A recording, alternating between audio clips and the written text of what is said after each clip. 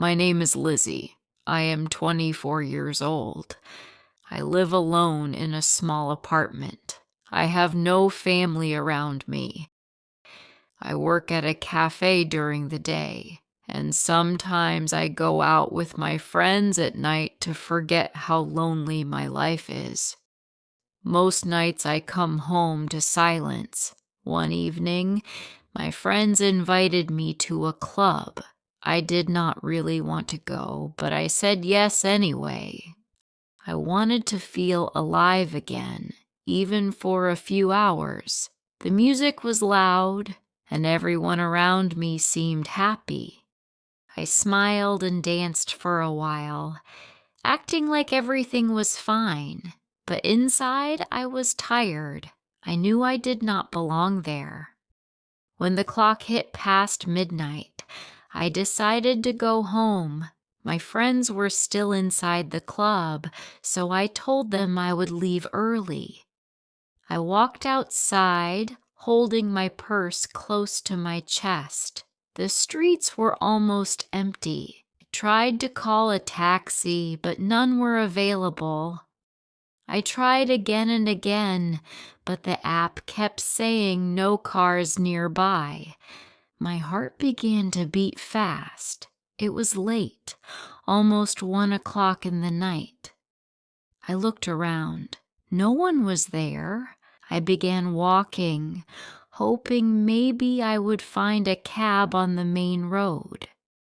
After walking for 10 minutes, I saw headlights coming toward me. It was a black car. It stopped beside me.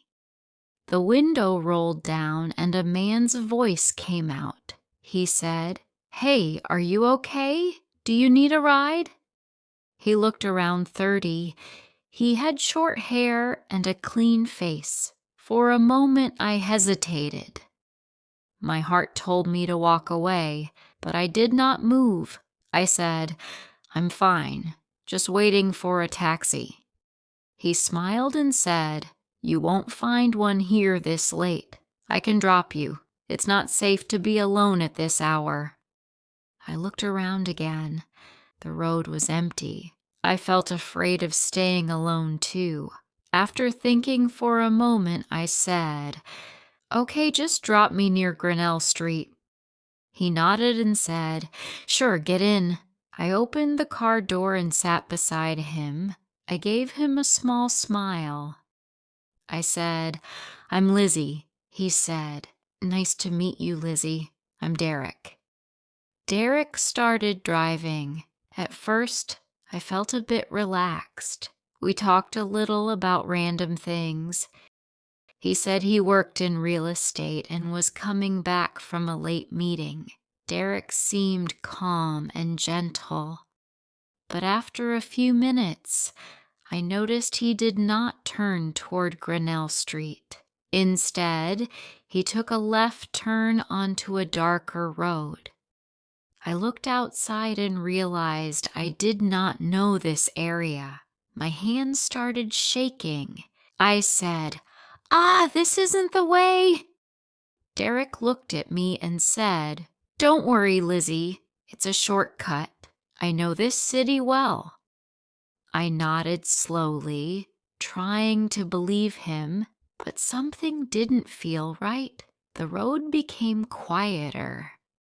After a few more minutes, I said again, "Derek, I think we missed my street. Please turn back." Derek said nothing. His face turned serious.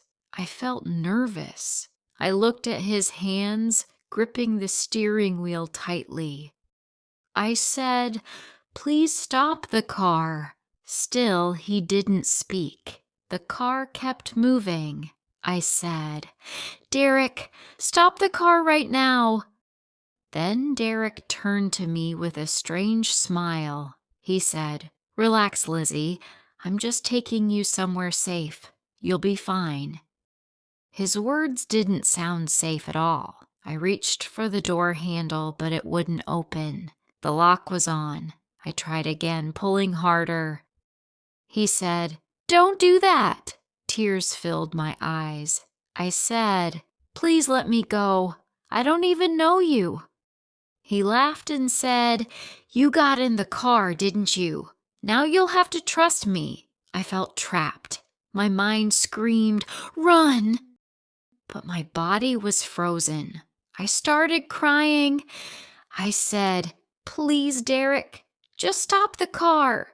I promise I won't tell anyone." But Derek didn't look at me. His eyes stayed on the road. Then suddenly, his phone started ringing. He ignored it at first, but when it rang again, he sighed and picked it up. He said something quietly to the person on the other side. I could not hear it all, but I caught a few words. "I'm on my way. Don't worry." My heart stopped. On his way where? I looked outside. We were now driving past an old warehouse. The buildings were old and dark. There were no lights, no people. While he was still on the phone, I noticed the small button near my door, the lock switch. My hand shook as I reached for it. I pressed it quietly. Derek heard the sound of the unlock click. He looked at me. He said angrily, "What did you do?" I did not wait. I pulled the handle and pushed the door open. The car was still moving, but I jumped. I fell hard on the road, my knee burning with pain. I heard the sound of brakes screeching. I got up quickly and started running. My legs hurt, but I ran with all the strength I had inside me. I could hear him shouting my name from behind. Derek shouted, "Lizzie, come back!" I did not look back. I kept running until I saw lights in the distance. It was a small gas station. I rushed inside, shaking and crying.